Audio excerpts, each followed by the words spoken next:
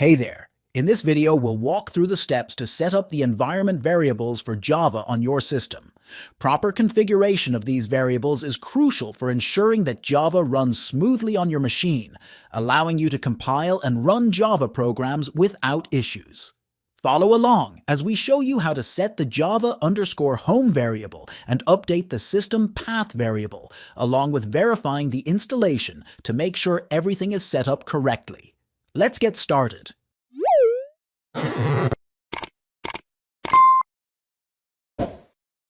First, we need to find the path where Java is installed.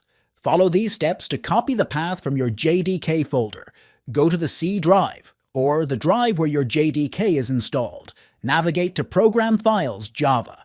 Find the folder with your JDK version, for example, JDK23.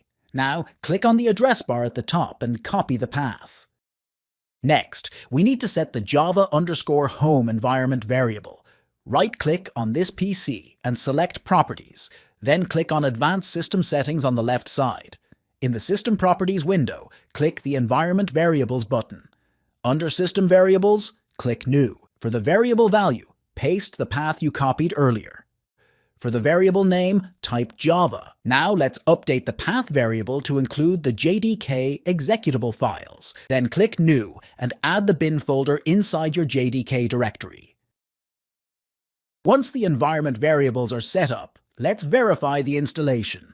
Open the command prompt. Now, type the following commands to check the installation. If everything is set up correctly, you should see the Java version details printed out. And that's it! You've successfully set up Java environment variables and verified the installation. If you found this video helpful, don't forget to like, comment, and subscribe for more tutorials.